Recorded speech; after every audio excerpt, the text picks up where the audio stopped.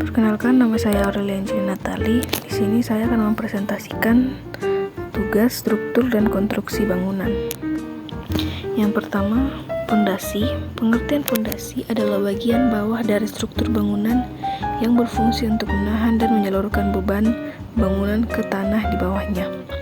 Fungsinya menyebarkan beban bangunan secara merata ke tanah, mencegah penurunan bangunan yang tidak merata, memberikan kestabilan pada bangunan.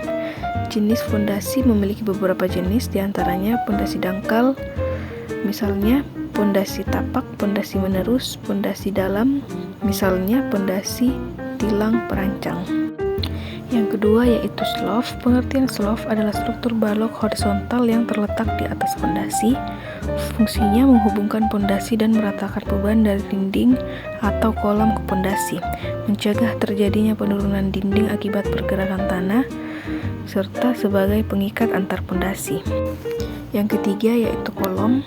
Pengertian kolom adalah struktur vertikal yang berfungsi untuk menahan beban dari bagian atas bangunan seperti atap dan lantai dan menyalurkannya ke fondasi.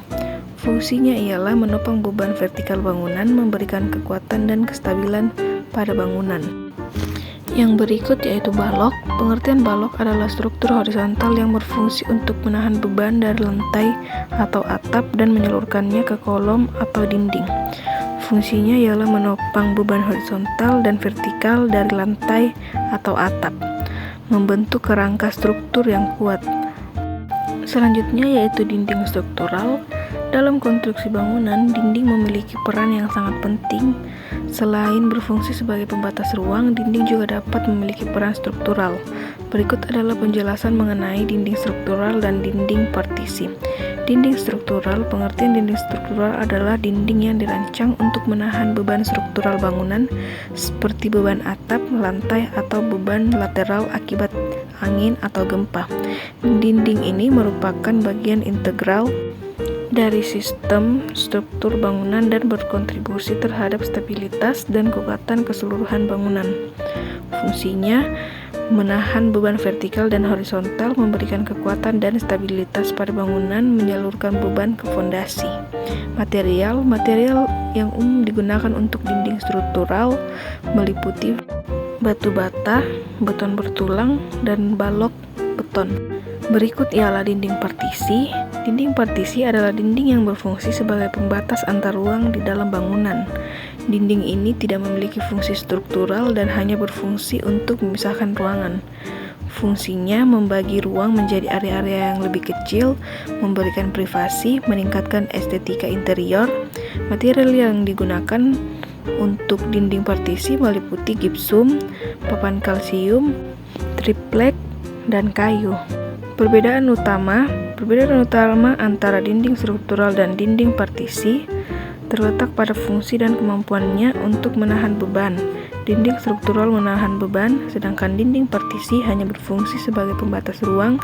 Dinding struktural adalah bagian penting dari kekuatan bangunan, sedangkan dinding partisi dapat diubah tanpa mempengaruhi kekuatan bangunan. Selanjutnya, rangka atap. Rangka atap adalah struktur yang berfungsi sebagai penopang penutup atap. Rangka ini terdiri dari susunan balok-balok yang dirancang untuk menahan beban penutup atap, beban angin, dan beban lainnya yang bekerja pada atap. Fungsinya ialah menopang penutup atap dan menyalurkan beban ke struktur di bawahnya, memberikan bentuk dan stabilitas pada atap, serta menjadi tempat pemasangan penutup atap. Komponen yang digunakan ialah kuda-kuda, struktur utama yang menopang beban atap. Yang kedua, gording, balok horizontal yang menghubungkan kuda-kuda. Yang ketiga, kasau atau usuk, balok yang dipasang di atas gording untuk menopang reng. Reng adalah balok kecil yang dipasang di atas kasau sebagai tempat meletakkan penutup. Material yang digunakan yaitu kayu, baja ringan, baja konvensional, dan beton. Berikut ialah penutup atap. Penutup atap adalah material yang digunakan untuk melindungi bangunan dari cuaca seperti hujan, panas, dan angin.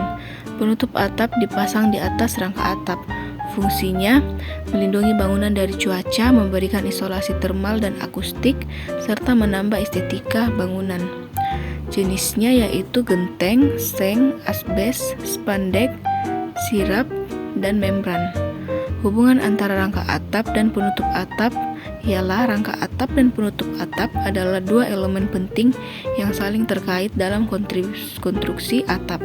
Rangka atap memberikan struktur penopang, sedangkan penutup atap memberikan perlindungan terhadap cuaca. Pemilihan jenis rangka atap dan penutup atap harus disesuaikan dengan desain bangunan, kondisi iklim, dan anggaran. Yang terakhir ialah komponen tangga. Tangga adalah salah satu struktur yang menghubungkan lantai-lantai dalam sebuah bangunan. Berikut adalah komponen-komponen utama dari sebuah tangga. Yang pertama yaitu anak tangga atau trap, bagian horizontal dari tangga yang diinjak saat naik atau turun berfungsi sebagai pijakan kaki. Yang kedua yaitu riser atau optrate, bagian vertikal antara anak tangga berfungsi sebagai penghubung dan penentu ketinggian antar anak tangga. Yang ketiga yaitu ibu tangga atau stringer, balok miring yang menopang anak tangga dan riser, berfungsi sebagai penyangga utama tangga. Yang keempat yaitu borders atau landing, area datar atau platform di antara dua bagian tangga, berfungsi sebagai tempat istirahat atau peralihan arah tangga. Yang berikutnya yaitu pegangan tangga atau handrail, batang horizontal yang dipasang di sisi tangga, berfungsi sebagai pegangan untuk membantu naik dan turun tangga. Kemudian ada baluster atau pion tangga, batang vertikal yang mendukung pegangan tangga, berfungsi sebagai pengaman dan dekorasi. Lalu setelah itu ada tiang utama atau newel, tiang vertikal yang terletak di ujung tangga atau di titik perubahan arah, berfungsi sebagai penopang utama pegangan tangga. Lalu ada shoerail, bagian bawah tangga dari satu shed bluster dan handrail yang berfungsi sebagai penopang agar pegangan tangga lebih kokoh. Dan yang terakhir ialah pelit tangga, bagian dari tangga yang terletak di bagian dasar tangga. Komponen-komponen ini bekerja sama untuk menciptakan tangga yang aman dan nyaman untuk digunakan. Itulah tadi presentasi dari saya. Sekian dan terima kasih.